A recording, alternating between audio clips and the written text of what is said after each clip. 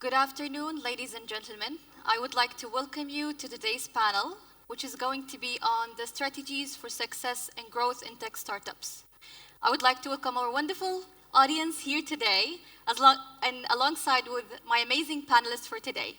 With today's panel, we will be diving into the topic of tech startups in general, and then we will be talking about startups specifically. As we know, in Kurdistan and Iraq, startups have started to shine recently in the recent years, and Iraq has become one of the biggest hubs for startups. Before that, I would like to start introducing myself. This is Ilaf Faisal, and I will be your moderator for today. Before we start our panel for today, I would like to start introducing my panelists for today, starting with George. George has an extensive experience in digital media and marketing. He has 18 years in media and 11 years at Connect Ad. George partners with top digital players in the industry like Facebook, Facebook, Twitter, LinkedIn, and TikTok. As a leader of the marketing and sales, he leads over 25 members at his company at the level of MENA region. His position in the industry has awarded him by gaining 2 awards, one in 2017 and one in 2019 for the best partner globally from Twitter. Our next panelist is Sunur. Sunur is a dynamic entrepreneur with experience in Kurdistan, Iraq, and Japan. She has won awards at Hackathon and Startup Weekend events, collaborated with the Japanese government to enhance Kyoto startup ecosystem. She's back into Kurdistan. She's coaching startups. She is founded the Foundation Hub to level up the skills of the youth. Our last but not least panelist, Saad Salim. He's a co-founder and CEO and creative director at Space, a design agency that I think it's known for most of you here. He quickly became a major player in Iraq branding industry. His position and creativity driven him to build standout brands, making Space a leader in the field and solidifying his reputation as a visionary in design. Welcome on the stage. Thank you. Maybe we can start by first getting to know tech startups. And I would like to address that question to all of our panelists. How would you define a tech startup? And how tech startup has changed the traditional industry? Anyone want to go? I think a tech startup is simply a service or a company that starts by focusing mainly its services through a digital platform. Like it can be an app or through a website. But that has to be the main service where other people get serviced from. I think that basically puts it together for me. Yeah, it should be creating or offering a product or a service that is technology based. A business, I think we were talking about it before just starting the panel, that a restaurant, if they use an application, if they use a website, that's not a tech startup. But we all know Uber. Most probably in Iraq we use Kubak, Uber. There's one SK Taxi, Nasyar. These are tech startups. We can call them tech startups because the traditional business model for taxis is you get out, you get a taxi, you tell the taxi driver the destination.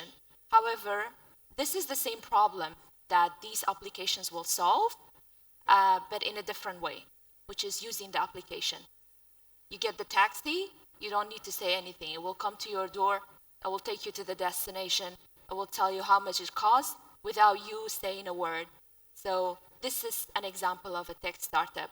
But the misconception is that I'm creating this application to, to deliver food to your place. Most probably that's not a tech startup. That is the same thing, the same procedure that a restaurant, that you can call a restaurant and deliver the food to your door. We wouldn't call that a tech startup. Maybe I would like to ask a follow-up question in that regard to George. Do we think that in this industry or nowadays, because tech has become something really big, especially in Iraq, in the recent years, it has become something that people are trying to get into. So do you think that tech startups are evolving and scaling or getting into the market faster than other startups?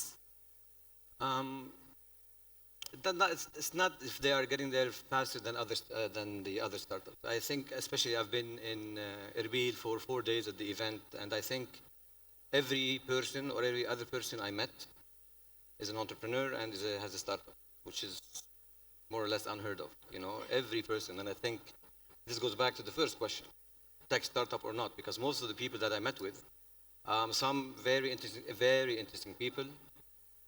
There's still some are still in college, so they are they consider themselves a startup, but I don't think they really know what the whole journey is about and or how to scale or if they're going fast or not.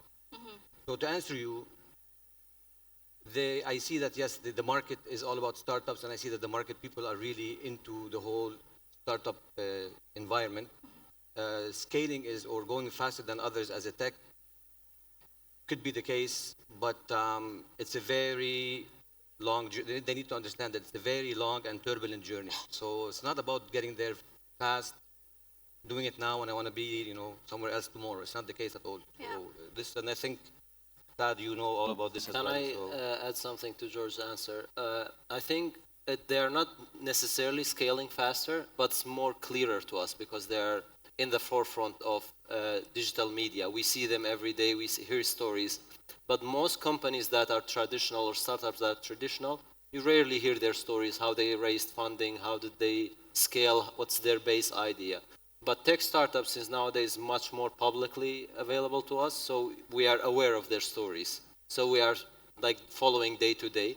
And with that, it increases their hype and the chances of investors being interested in them. And that gives them the chance to... Absolutely, and to that, even here at the, I've met with beautiful, very smart people at booths, and they are tech startups.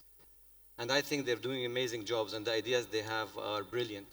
So the next question would be, and I asked that question to most of them, would be, well, most of them are in Erbil or Kurdistan. So the next step for them is Baghdad. Yeah. But today, the beauty of where we are, and as I said, on a digital level, the beauty of things, you could reach anyone in the world. Yes. So the idea you have today in this beautiful country, it could be tomorrow, well, not tomorrow, but I mean in the future, Yeah. you can take it anywhere you want, as long as you have a solid base and you know exactly what you're doing. So yes, the tech startups, I've seen many that with amazing ideas. I truly hope they can get the funding, which is very important. Yes. We had this conversation yesterday about Yes. all the funding and all that. There are millions of ways to get on getting funding, and yeah. Yeah. I hope to see I hope to see them scale in the future. So. Yeah, I mean, talking of funding, that leads me to another question, which is, I think, a question that pops in a lot of people's head, especially those who are entering the industry newly. Which is basically whenever they start a startup, because, you know, like they know that digital media can actually scale it, and this is the conception that they think of. Maybe I will ask Saad that question. What do you think is more important and essential for a startup? Is it the idea of the startup? Is it the team? Is it the funding, as George mentioned? Or is it the timing of the startup? Or is it the business model? Some of them start business model before even the startup.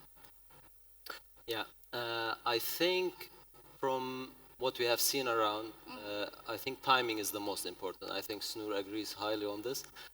Timing is very, very important. Sometimes you can have a great idea, a great implementation, and you can have the funding. It just doesn't hit. One of the examples that easily comes to mind is Vine. Vine was literally TikTok, Yeah. but it was too early for its age, so it just died. Nobody understood why they died. They disappeared. Then, after a couple of years, TikTok had the same idea, but with a reskin, and TikTok has taken over the world, right? So timing is very, very crucial. Of course, the rest of the things together play a very, very important role. And depends on the type. Sometimes you have to innovate. You have to have some certain simple idea. Most of the time, a tech startup should solve a very niche daily problem. Yes. Instagram back in the day just did one thing: share a photo with your friends. It didn't even have comments, I think. It was very, very simple concept. Now look at the platform and the amount of features it has. But you need to start with good timing combined with a great team. A team can be two people. A lot of times we do tell startup founders, if you're alone, if you are a technical founder, find someone creative or managerial. If you're managerial, find the other half. So you can actually start doing the work yourselves and not depend fully on funding. Because funding can be found down the road. Sometimes you can have a great idea, you instantly get fundings because the idea is just so good. Sometimes the idea is there, but the investors and the funders need more of a proof to see if it's working. Or the story of Blockbuster and Netflix. Yes, exactly. So it took many years so for it's not the way Netflix around. to Yeah, exactly. They didn't take understand off. what it was. Yes. $50 million. They wouldn't buy it. Today it's market cap 300 billion. Yeah. You know, so again, Netflix, one of the biggest. Everybody is It's copying all about Netflix, timing, you know. You might have something now that people might not understand it, or that is the other way around. So yeah. Definitely, yes. So technically, from my side, we have, which is I am very fond of, is design thinking. I don't know if some of you or most of you might have heard of it. The first step of design thinking is basically creating or redeveloping a product or a service to a degree that it fits the requirements of your customers. The first step is empathizing with the customers, which is going back to the point that he said that why the timing is important is because when you want to know what the problem is, what problem are you solving? Yeah. Is it really the problem of most people? Is it the problem of your customers? Because sometimes we have great ideas, and most of us, unfortunately, this is not only in Iraq or Kurdistan, but I am, as a coach, as a trainer of startups, I face that a lot. I have a great idea. Yes, you're right, you have a great idea. But do people want it? Do people want to buy it?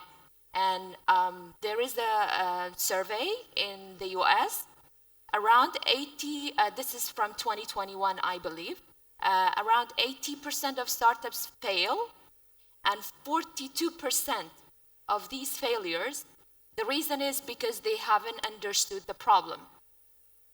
42%, almost half of these failures, is because they haven't understood the problem of their customers. And after you understand the problems, then you can work on ideating what is going to solve this problem. And are they willing to afford to buy from you? Can they afford it? Then we get to the other steps. But the first step is empathizing. That is one point I wanted to address. And another one is funding. I really would like to say this everywhere because here the funding has become revenues for some of the startups.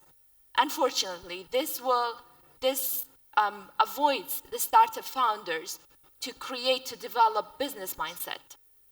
Because, okay, we get the funding, but we don't know how to spend this funding. Sometimes I tell people, okay, you have this idea. What do you need me to do to make this startup a success? Like, I need money. But what are you going to do with this money? They haven't planned for anything. They haven't planned what they are going to do with the money. The money is not important. How you spend this money on what is the important part of it. Can I ask you? Sorry. Yes, yes. But on this, because again, I'm basing everything on what I've been seeing. So I've heard that almost 50% of the startups that had gotten funds from the government, all these guys disappeared. Oh, we don't have funding from government. Well, funding from NGOs or whatever. From NGOs, oh, right, yes. okay, Yeah. okay. So I have to be politically correct. Yeah. I stand corrected. NGOs. But this has caused a big issue because today, if I were to fund you the money and then you would disappear, I'll not fund anyone else anymore because I lost the trust in the market, which is the worst thing that can happen to anyone. But my question is, how do they initially get the funding if they don't have the plan for the fund? And there's nobody there to try to see how, I know I'm getting away from the whole thing, but it's interesting because it's, how does it happen?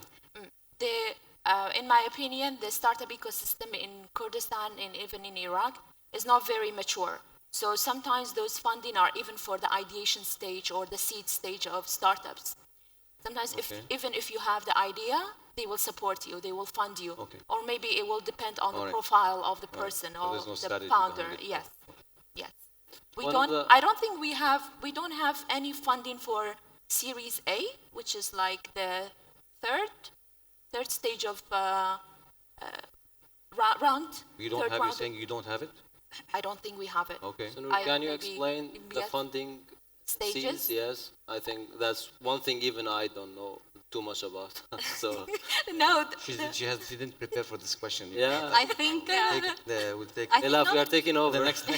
No, this is a discussion more than a question and answer. So I would love if you continue to the discussion. Yes. But when we talk about funding, the first idea for any startup is that when they come up with a good idea in the right time, they immediately want to get the fund. So they think that they can succeed if they have the fund. So how can we actually elaborate on so many startups have started with zero funds? I think you know many of startups that started with zero fund. So at the beginning of a startup, not every startup, I believe, that needs funding. Maybe at a certain level, it's either that they need investors to level up the startup, or they need someone to actually sell it for, if the revenue of the money is the target. But fundings for, let's say, a startup that started in a year, it's doing quite well, but they need income in, like they need to bring money to the house. Where do they target? What is the approach for funding? Like maybe globally if we talk. Should I? So there are different types of financing of startups. Funding is one of them. Yeah. Sometimes when the risk is too high, I agree that startups can go for financing through funds or through competitions. Yes. We have hackathons, for example, startup weekends. You can go through this to win a prize to support the startup. However, we have investment. We have angel investment, we have VCs. Unfortunately, I don't blame startups or startup founders to go immediately to ask for funds, because first of all, our economical situation is not very stable. So nobody wants to risk whatever money they have at the moment. So that's why that is one of the incentives for them to just go for fund and ask NGOs, and they don't want to put their money into the business. But for investment, angel investment and VCs, which is venture capital, we don't have it. I think I can count, there are 3 in Iraq. For angel investment, we have some legal issues with angel investment, because I think in Iraqi law, this is a bit tricky to invest as an individual on someone's startup. And most of the time, the startups are scared to do that with an angel investor, because an angel investor wants 60% of the startup, which is no longer the startup of the startup founder. And these kind of issues are the ones that is encouraging the startup owner to go for that. Yes.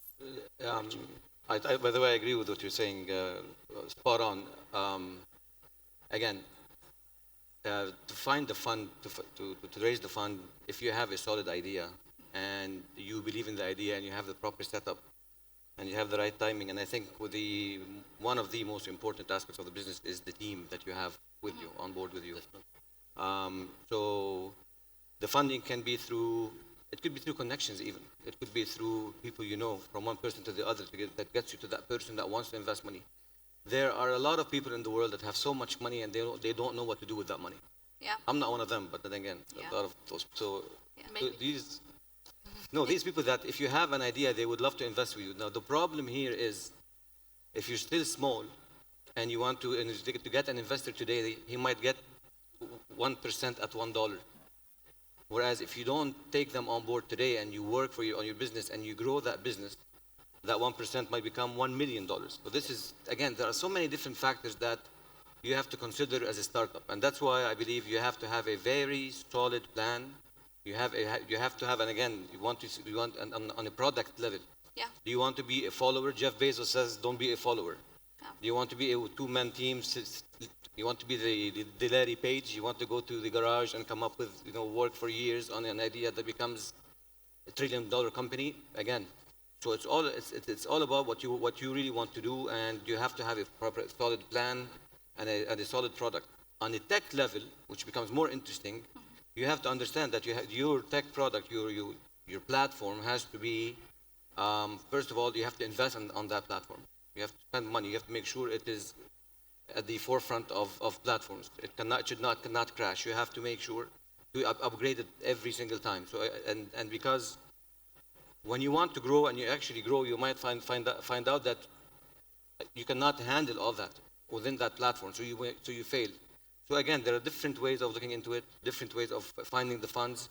It's all about having that idea in mind, putting it in front of you properly, and then take it step by step. Yeah, and I think networking and connection actually plays the biggest part.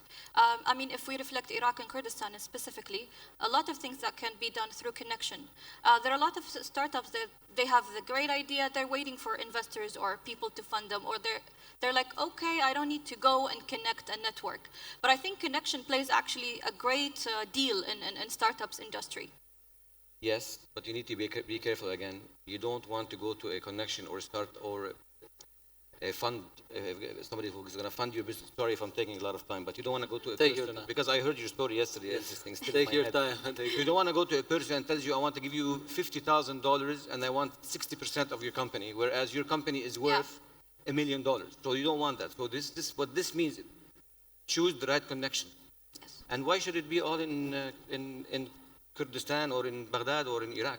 Yeah, they can. Why does it have to be globally. here? Why am I putting all my, why am I focusing on this area? Today, the beauty of the digital ecosystem and the beauty of things, again, you can go global.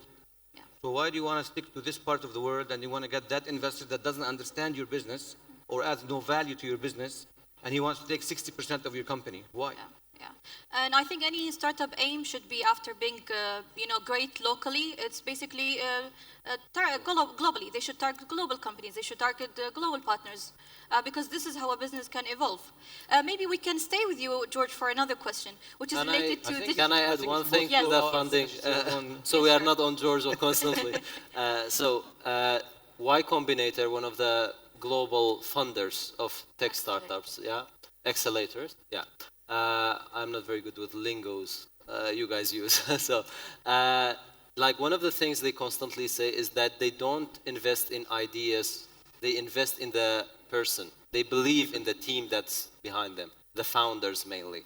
Sometimes the idea they bring to the table is bad, but they work with them till they land in the right idea, and that's where they start scaling the startup. So sometimes it's just about the two founders and believing in their potential. Yeah, and maybe that leads us to promoting for the idea, because once you establish the startup, now we start to market for it, because digital marketing is taking over, like the offline marketing is taking over the world, and it's something really people enjoy watching. Some people like to see that you are active online. Maybe I can stay with George for that.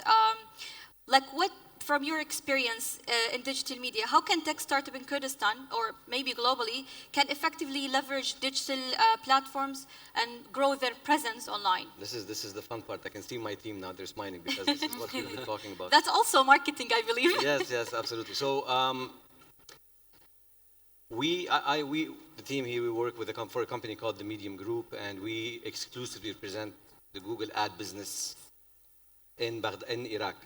Now, don't be afraid to spend money on digital media. Digital media can take you places. Digital media is result-oriented. Digital media is transparent, and digital media is measurable. Now, why am I putting all those components?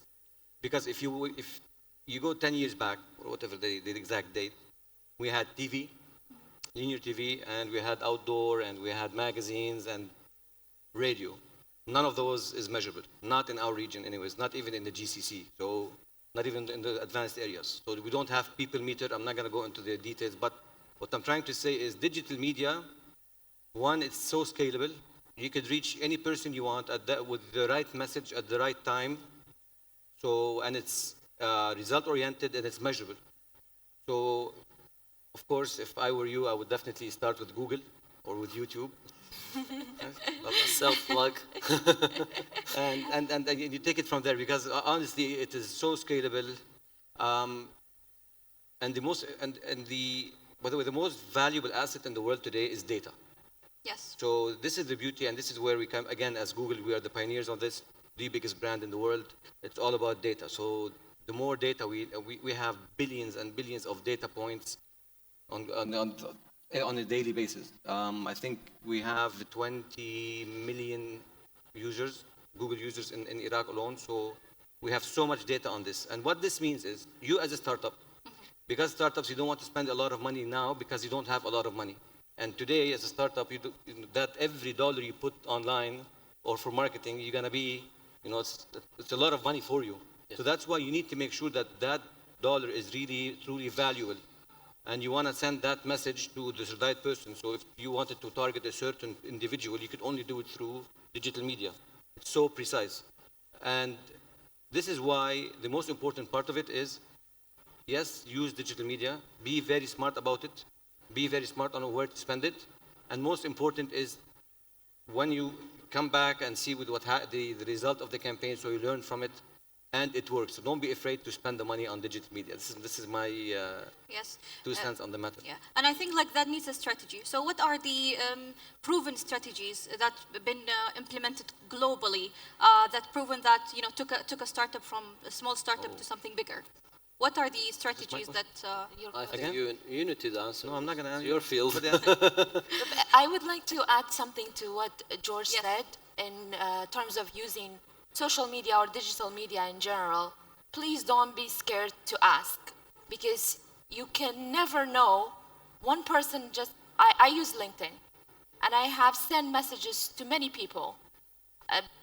Maybe 1 out of 100 will answer you, and you will never what comes after. I've gotten so many opportunities. Maybe it's not widely used here in Iraq, but we are starting to use it. But send it to outside of the country.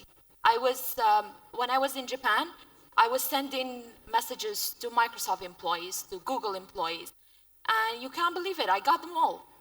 Amazon, I don't know, the things that you think that are these are the people that will never answer you, they will never be there for you, but I facilitated social media to reach out to them, and I got so many opportunities through it. So please ask, because if you don't ask, nobody can help you. Yeah, and I think there's like no escape now from media, to be honest. Like, if you want to be present in the market, you actually need to be present in the digital era, right? You need to be there online for people to see you with the right approach and strategy. We just recently did a research, and I don't remember the exact numbers, but the number one people answered that the number one way they see things is or recommended new things is through connections. And number two was digital media. Yep. And believe it or not, TV was so low, it was not even a question. Like, it was rock bottom. It was very, very low. I think 7.9%. I mean, very, very low. So digital media is a very, very powerful platform. We don't actually see the effect of Google ads that strongly. But I think most of us know how annoying Talabat was when they were kept pushing on YouTube. Like, you are watching a video and Talabat just pops up out of nowhere and constantly. This is because it's not utilized very much, so it's cheaper to get spots now, right? we should make it more expensive then. Maybe that's not to take, George. Yeah. All right. Maybe my next question will be to Sunur. How can startup in Kurdistan and Iraq effectively build partnership with global tech companies? And what value can these partnerships bring to the local ecosystem? Like each country's ecosystem is different. And in Iraq, the ecosystem is different. How can these partnerships that tech startups or startups in general can partner with these global investors, companies, partnerships, and they can bring value to the ecosystem in Iraq? Yes, we have some examples here. For example, George's company, where I talked to someone, Tech, It's a free promotion.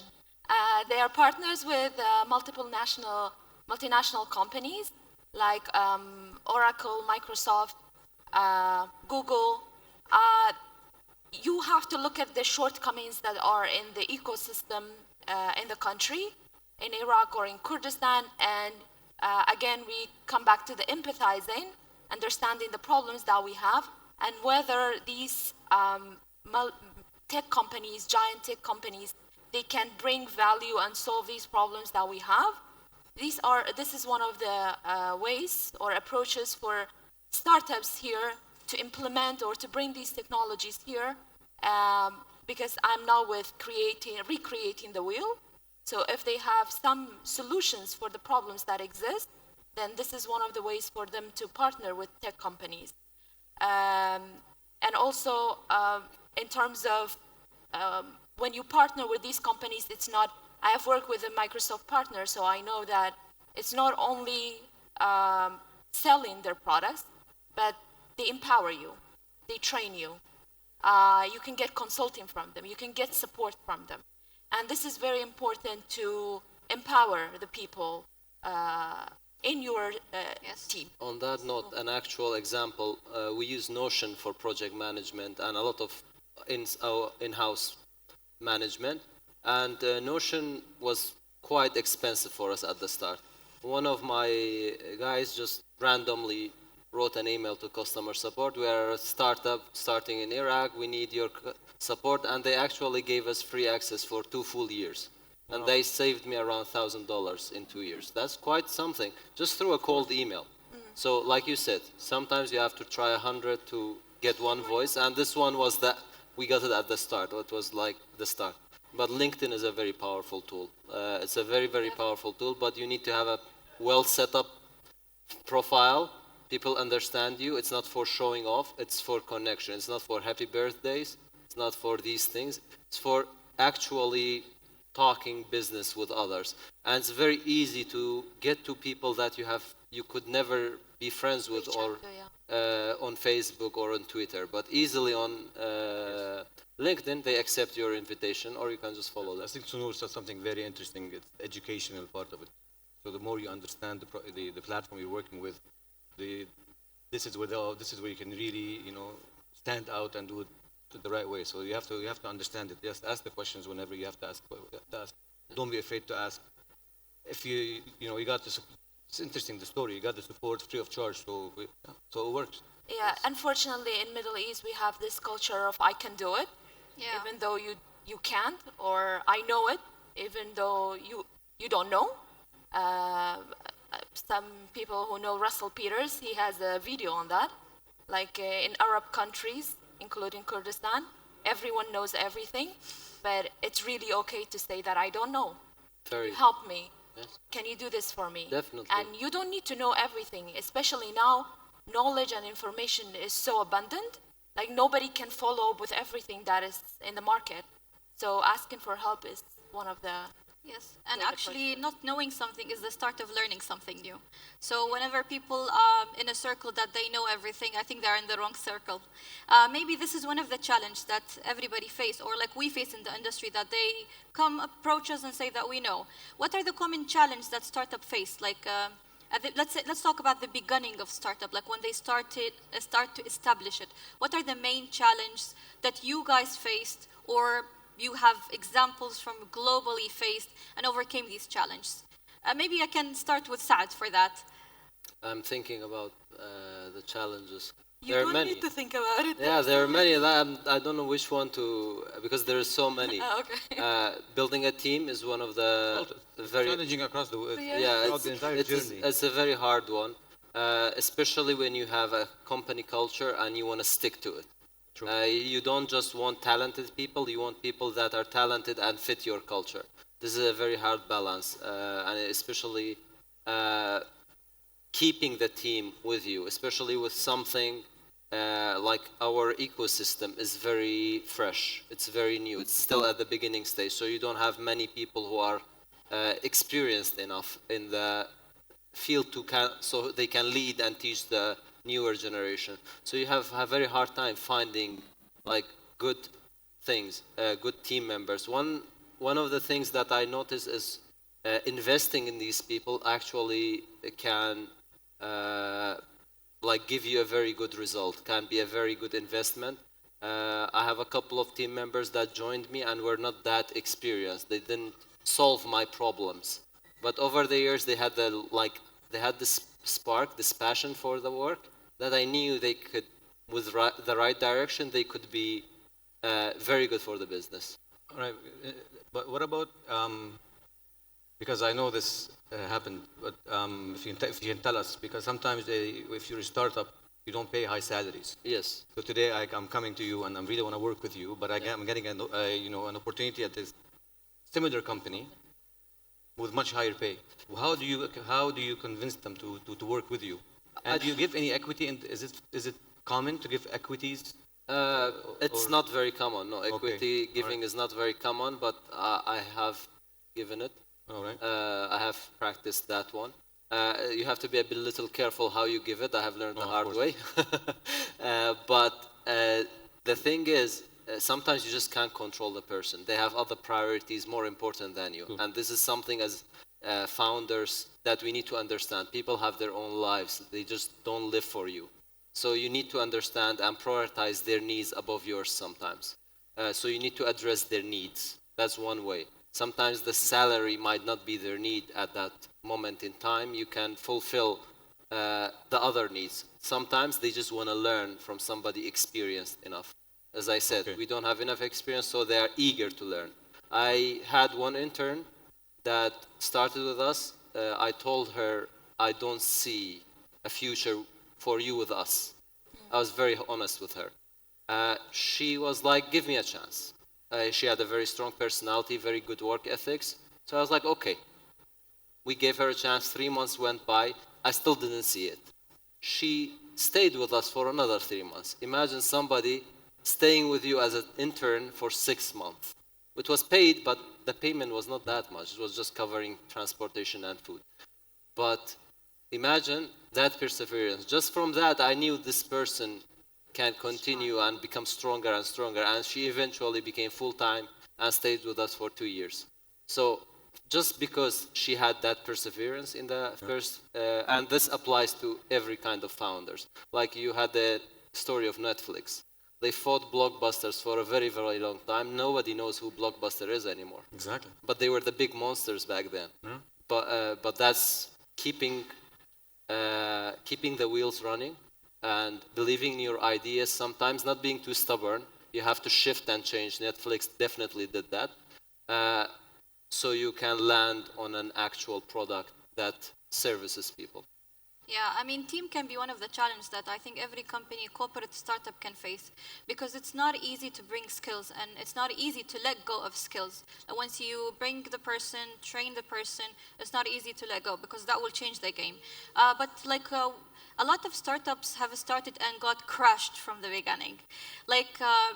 Of course, they face a lot of challenges. I would love to address that challenge, like this, apart from the team, how to build a team, how to get the team involved, how to invest in them. They invest in the idea of the whole startup. What other challenges that startups can face? Like maybe we can say from not funding-wise, not team-wise, maybe regulations, I think policies. vision is one of the things. Like the two founders can have very different visions, and that leads to a lot of problems in startups. Like if you have two founders, or not clear vision of the main founder.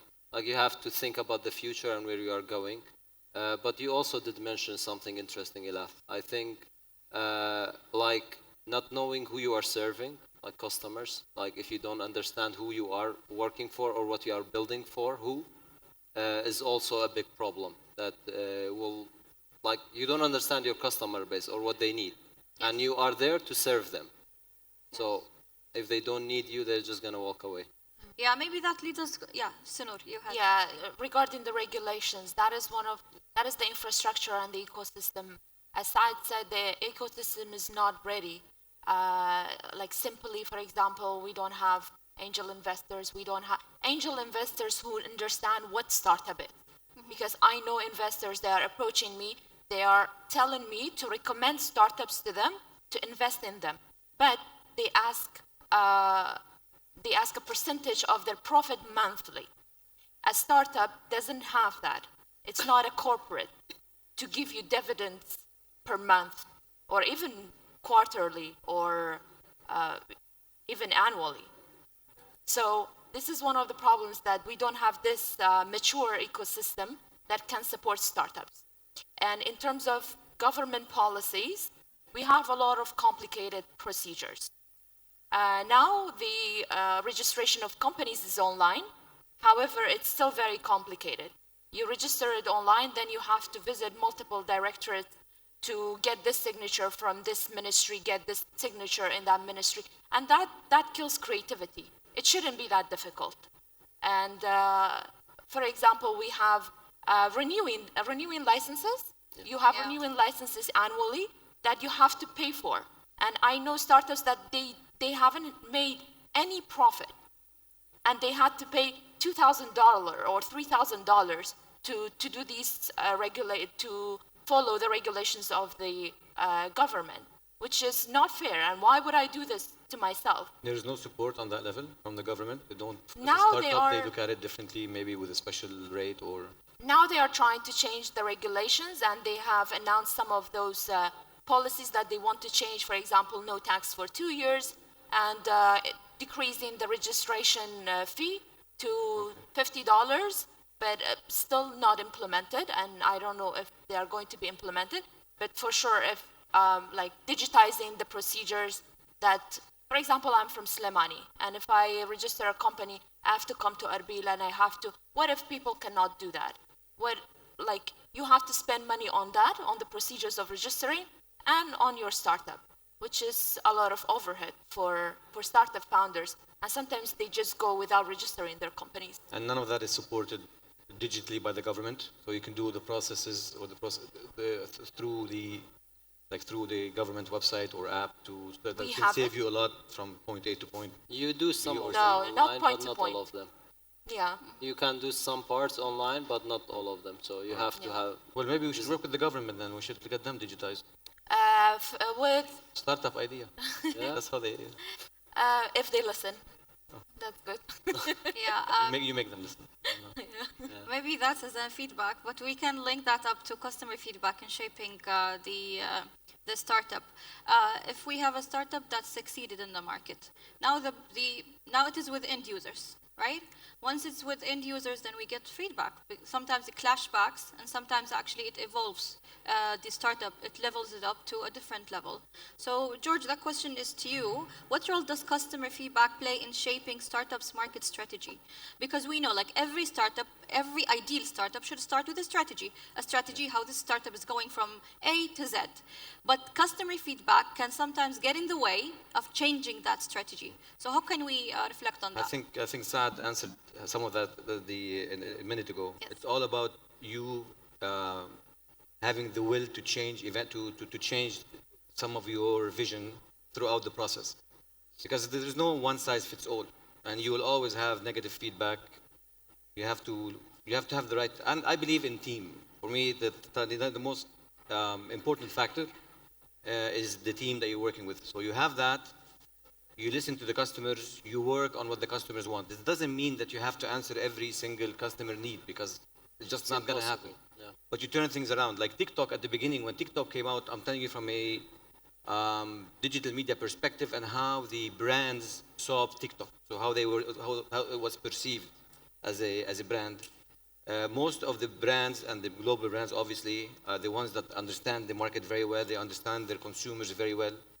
They all walked away from TikTok because they thought it was not it was too much of everything in just one app, and they thought that it was, so it had no value.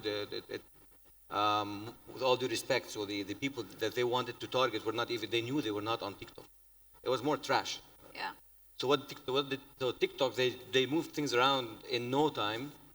And now TikTok is one of the most valuable brands. Every single client is advertising on TikTok. Big brand is The technology behind it. Now, okay, I know I'm representing Google. I should not be talking about TikTok, but it is what it is at the end of the day. So I think they TikTok have. made every other platform implement short form content on their platforms.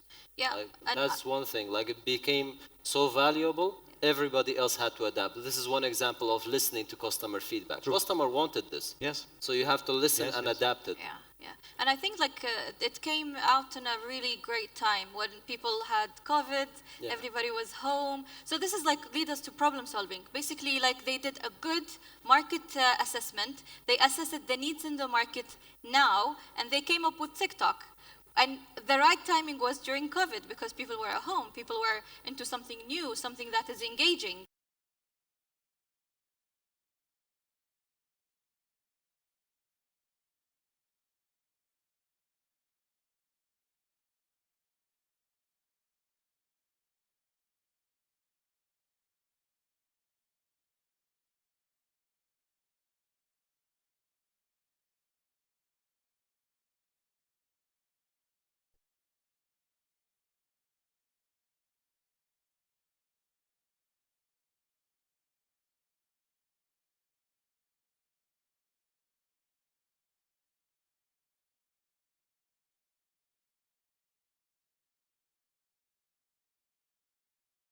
And find another market for it, or you're going to change the idea so it fits the market. Yeah, there will be overlapping I anyways am being if a lot of stubborn if you- ideas are the same and in the same market. You're the stubborn guy. Yeah, I chose I the can- stubborn way. How is it going so far? Decently, I It's think. stubborn. Yeah. Yeah. Sort No, of. but you know, it's the you don't always have to beat the other competitor, or you have to be better. You can always complement, especially with technologies. So now you can be an added component to a certain product. So that alone could be it can have so much value. And I think another important part is when you build something and you create something, you also have to have in your mindset where am I going? Am I building it? Is it built to keep or built to sell? So you're gonna build it and eventually give it to your children or whatever, or you want to grow it, or do you want to build it and then sell it? Because you see a lot of startups Yes. that have done well, and within the period of 10 to 12 years, their market cap becomes very high, and they just sell it. And that, we've seen it with big boys. Everyone has done it. What's his name? Tesla. Yeah. Elon Musk. He's built so many startups, and he sold them all, made billions and billions of dollars.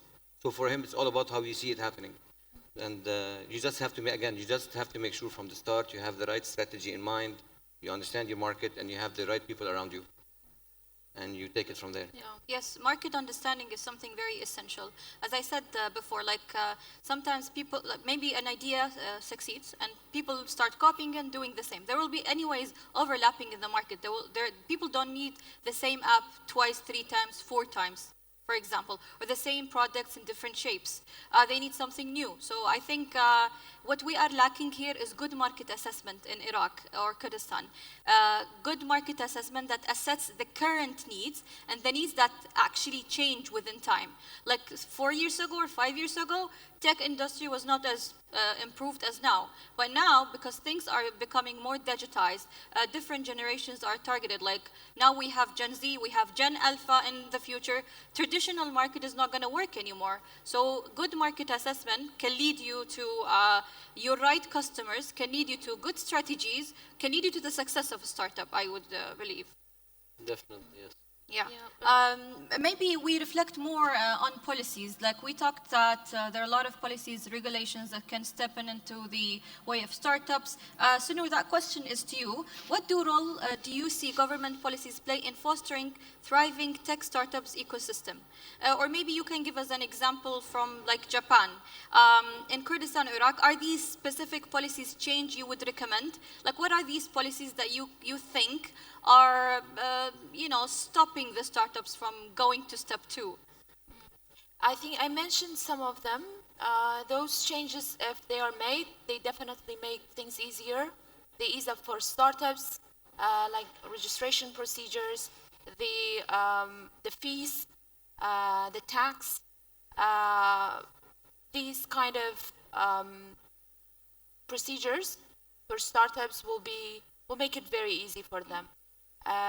Also, might be shocking for some people here that Japan doesn't also have a very strong startup ecosystem, and that's why because their culture is very conservative, and they don't want incomplete solutions. So it has to be very perfect for their customers to buy. So it's not really a good ecosystem for startups to start something and just sell it to the market. However, I feel like in Kurdistan, this is a bit better. We are, especially because we are price sensitive. As long as it's cheaper, we are good with it. We are going to buy it. We don't care much about quality, but it's a bit different in Japan. They want something perfect, even if it's more expensive. But if it's trustable, they're going to buy it. I don't know where I was going to. I think if I can help you out, one example is like government fostering startup in Saudi Arabia. Like in the last 10, 15 years, they have been pushing and helping and organizing events and things for their startups because they know this is the future. Startups, especially tech startups, they can be very, very strong global tools to either make your economy stronger or make you more known in the world. Yeah, or maybe inviting over startups from abroad to introduce them, because sometimes if you have watched Shark Tank, sometimes the ideas are very simple. It's nothing. Like if you just think critically or you have some problem-solving skills, you can find very small problems that you can solve with the product, with the service. And listening to these startups abroad, that it can give you ideas to solve whatever you have in the local market. Yeah. Thank you for that. I thought there were only 4 questions. Many questions. There's still so many, George. I have a long list for you I thought I only today. had 2. I've answered like 20. I just want. Yeah, it's always follow-up questions. We always go for details whenever we open a discussion. Maybe that will be your last question, George. From global perspective, what skills do you believe are the most crucial for young entrepreneurs in Kurdistan and Iraq to evolve or to develop in order to success in the tech startup industry? And I think we've been talking about this from the first minute. So again and again, I think it's all about having the right idea, the right strategy, and the right people around you, and be as local as possible. I'll give you a small example. When we wanted to open the office for Google as Medium Group, I know it's, again, free marketing, but so we wanted to, first of all, we said, all right, we'll have the office in Baghdad, and then we said, okay, who is going to manage the company? At the end of the day, Google does not work alone, so you have, we need people. So what we did was, and I think I should thank my HR for this. They did very good job in finding the right people. And it's all about the people that you work with, especially in such a market on such a product. Again, you need to make sure you get the people that you know can learn from you and can lead and can are as motivated as possible. So invest in the right people the whole time, and this is what we did, and that's why we have 3 beautiful team members. One that we're here our booth is here. If you haven't passed by our booth, please do. And I think this is the most important thing. You have the idea, the strategy, strong foundation, and by the way, legalities of things is very important as well. Legal. You have to get the legal people. Like find the law firm you want to work with. Even you are small today, you need that as well, because today you're small. When you grow, this is where the problems occur. So you need to make sure you're paying all your bills. Well, whether you like it or not, you have to pay the bills eventually. So this is very important as well. Yes, it's always good to go through that process, because once you start a startup, of course, you want to level it up to something else, and you want to stay the longest you can in the market. Yeah, as a startup, you're not going to know every single aspect of the business. Yes, we're Arab, and yes, we know everything usually. We never say we don't know, but I'm sure with you, as having your own company, and you said something interesting at the beginning. If you have a partner, you should complement each other. So one, let's say, is on the creative side, the other is on the commercial side. Perfect balance. but you still need somebody to handle your legal because you don't know legal. I don't know. I'm not. What do I know about the legalities of? So that's why you have to invest in that as well. So you have to invest money on and to make sure you are fully legal. Yes. I don't know. Can you say that fully legal? I said it. Okay, maybe I will wrap up the questions. We're wrapping up the questions with recommendations. So based on our discussion today, we shed the light on so many points that can start up, elaborate thinking about more, like their market strategy, where do they want to go with their startup, their targeted audience, and as well as like their, plan for the future, partnership globally, or even locally, or even, on a MENA region. Given the things that we have discussed, what are the key recommendations each one of you would offer to the startups in Kurdistan in specific and in Iraq in general? And because I believe that Kurdistan or Iraq, actually it's a good soil for planting startups because the industry is very much new here and people, it's very likable in the community. People like this industry now. So what recommendation do you give to young entrepreneurs, young startups that are starting? Maybe with Sunur, we start with Sunur and then we go back to George. Okay. We said that the problem is the main step that you have to think about. So, and any of you who want to have a startup but don't have an idea, look for problems first. And please, before coming with an idea, see if there are people that if your idea solves the problems that you addressed. And also creating or building what we call it MVP, a minimum viable product. Have something, have a prototype, test it. Just don't come with the idea. Have something in hand before asking for financing, for funding, or going anywhere. That will be my, if I have one recommendation, that will be that. I hope it's well noted by the audience here. Me or George? Yeah. I think one of my points was the same as Sunur. Problem solving is the main source of the idea. It shouldn't be an idea because I like it. It should be a problem solving for your community. Secondly, is don't just copy what's out there. There's this thing in design we call steal like an artist. They say, it's a very popular book. The book, pretty much if I summarize it, says, if you steal from one source, if you take from one source, that's stealing, copying. But if you take from multiple sources and you make it your own, that's stealing like an artist. So the same for tech or startups. If you actually take an idea, change it a little bit. There was actually a study, I don't remember the percentage, you just need to change it very little. We have been studying a lot in a market and we have been seeing very interesting things. One of them was like a cleaning product, like a Tide, detergent, like a normal detergent. They all come in boxes, carton boxes. This one, they put it in aluminum cans. Very, very different from the same product. Maybe that's even worse than the rest in terms of cleaning, but it's a very attractive one if you see it in the market. Why is this one in a can? So very little change, but it attracts eyes and attracts attention. And this can be applied to tech startups as well.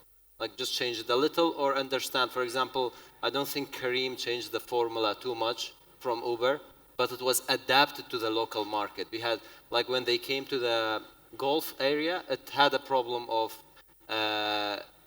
Uber could not operate there because Uber only accepted cash online. But Kareem started implementing cash on delivery, and that helped them penetrate the market easily. Very small change. Yes. George? Yours, George. My advice is don't be a startup. You don't have to be. Because it's interesting. You said that it's the spoil in this region, and I think it's not a fashion, and it's not something that it's a hype now. I want to be a startup. That's not it. You should really understand what again goes back to finding the problem and finding the solution to the problem and finding the right people that can actually solve So don't be a startup just because every person wants to be a startup. And I know it's very cool and catchy to meet somebody and say, hey, I'm a startup, I'm an entrepreneur. It's very, I know, I would love one day to do it. But I mean, you don't have to do it now just because everybody else wants to do it. Otherwise, I agree with the team on what Yeah, they I think we all agree at you have to know when you should do it, the right timing. All right, thank you so much. Maybe now we can take some questions from the audience. Yes, please. I knew he had a question. Yours? I knew he had a question. I don't have any questions because it was very informative panel, and the audience, especially the youngest that they want to do startup, they got all information from this panel. This panel is one of the best panel I have ever listened or watched or Thank you. attended to. Thank you. It was. Thank you. I mean, you were look like sitting in the round table discussing about something important that you know each other for ages. So that was, I really enjoyed it. Thank you. Thank you. And, thank you very much. Thank you. Thank you so much. We're glad that you enjoyed it. That was our aim. Maybe we take another question. Yes, please. Thank you for your experience. I just have a question. When you have an idea before doing anything, when I have to do the marketing or advertise, before the startup or after the startup? Very good question. Well, usually it is after, because first, if you advertise your product, it means you want to bring the customers in, correct? What happens here, if you're not ready to absorb those customers, what do? Let's say, I'll give you a very small example. Let's say you have a shop that fits 30 chairs, 30 people. You advertise because you want to advertise, and then all of a sudden you have 200 people there. What do? So you have to, you need to be, again, so it's better when you're ready, you advertise accordingly, so not before. If I got your question right, unless I didn't get the question. Yes, but I have another perspective of it. What if you create your social media, advertise for it to test the water, let's say? Actually, I have seen lately a trend in social media that people start collecting audience before they are ready, but they move very fast.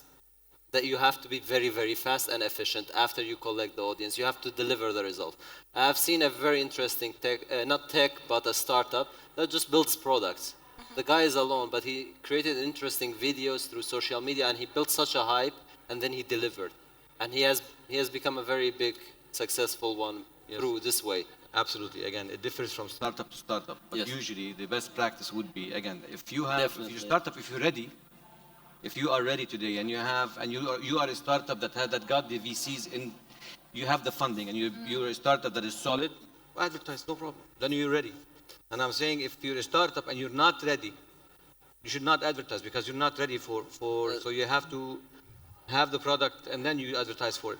My question comes from, for example, you want to present your products.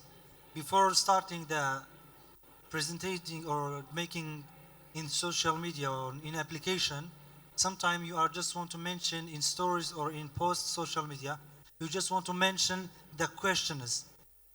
What if I had this kind of product? For market For example, research, kind of. For example, I have an application for booking, for example. Yes. Before starting this application, I'm going to ask the people, I want to go this place. Do you know any place to reserve? Okay. Like spending just 1 month to mentioning the questions to get the imagine of the people what they want to do, then marketing the startup. Yes. That's market research. Yes. Exactly. But Market that's not a assessment. question. So you have the solution, right? You're telling me this as a solution. It's not a question. I mean, You're giving you us an you example. agree with me or not? Absolutely, Yes. absolutely. Yes. Definitely. Okay, now I got you. Yes, I 100%. I agree with you. And It's I a way of marketing, Smart researching, and understanding your audience through a digital platform. You collect the data, and you find proof that people actually need the service you are offering, and then you build through after that. Yes. If it works for the idea, but for example, there are people, I order something from China, but first I want to put it on social media and see if people want it, then I'll order it from China. Then it takes 3 months, then you are losing customer here. So this is not a good idea for that. But so it changes from startup to startup. That is my opinion. Yes. For sure. Thank you so much. Maybe we take another question. Yes, please.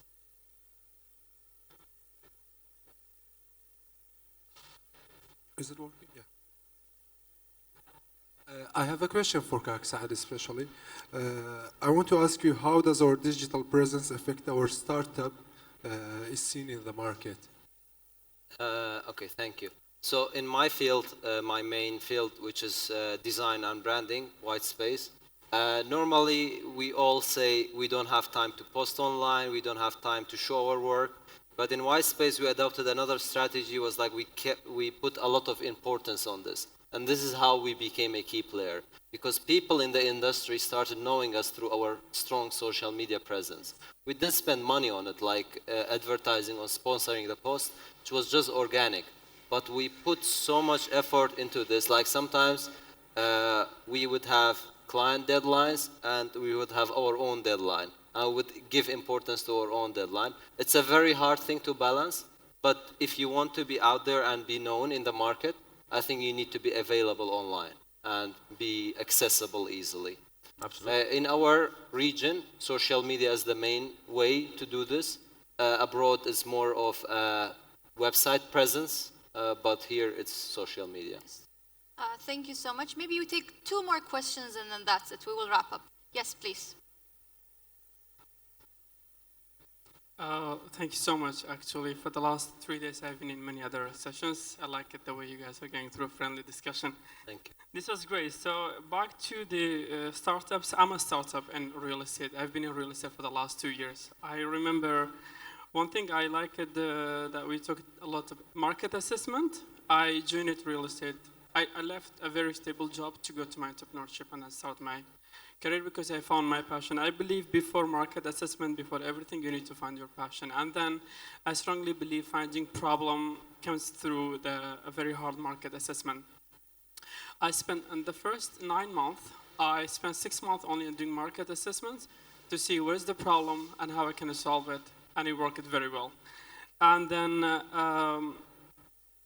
which was, you talked a lot about it, and then the platforms LinkedIn and TikTok, my business got to the real because of the LinkedIn and then, of course, Facebook. So if I have one question for all of you, the question is, we talked a lot about startups should do this and this and this. So what is one thing that startups should not do in their business? I'm a startup for the last 2 years. What is one thing that none of the startups should do while they are going into their industries? Thank you. What they should do or should not Should do? not. Should not. Should not do. Should not. Okay. I have an answer if you guys don't. Do it. Okay, go ahead. I think the guys mentioned this briefly. I think you should not go for investment too early. If you give away too much of your company too early, that's going to be a huge problem in the future. You cannot find funding easily for the amounts that you are deserving or your company is valued at, because you sold most of it for a very cheap value. Exactly. So it's very hard 100%. to sell later. And you don't have social proof. You don't have proof that this actually solves a problem and you exist. But once you become more known and you have customers, not necessarily revenue, but you have customers and you have a customer base, then you can start looking for more fundings. And at the start, never sell for cheap. Yes. One more question if there is one. We have Yes, one. please. Mostly from this side, I think they listen. I think this maybe side they is listen totally more. active. I think they are the smart students. Yeah. Smart students, we say. First of all, I want to thank you all for all the information from your experience. Was so knowledgeable and very, very valuable. Thank you all for that. For the first, my question is, as we're talking about the tech startups, we can like specify a field like a SaaS company, like software as a service. From your experience, in which services that you recommend for startups in the SaaS field to start up with it? Like which service they should provide? We need a SaaS Service expert. as in, I'm not the SaaS expert. Yeah. Uh, Your question is very hard to answer, to be honest. Yeah. It depends. Do you want as in operation of the startup or? Yeah, as a startup in the tech in the SaaS field, okay, in this region, in Iraq specifically, Okay. okay, which services that would be like the customers would need it according to your experience and your knowledge? That's a very hard question to answer, to be honest, because you need I don't to, have any experience in that. yeah, you have to research and understand the market and then find a solution that, like the guy said, be passionate about and that actually solves a problem in the market. So you have to do your own homework on that one. We cannot help you with that. You need to be the one that finds what you are gonna do. It's very hard to depend on others to find you something. Yes, with this, we would like to wrap up our panel for today. Thanks for joining. Thanks for listening. I think it was a very interesting conversation with all of you. Thank you so much. Thank you. Thank you, guys. Yes, thank you.